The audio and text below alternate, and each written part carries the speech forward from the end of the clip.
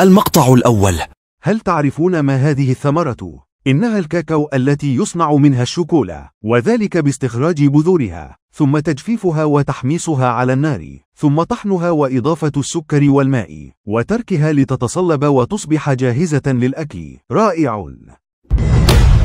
المقطع الثاني. من منكم يعرف هذه الثمرة؟ قشرتها خضراء وداخلها بهذا اللون. هل تظنون أن طعمها حلو أم حامض؟ المقطع الثالث.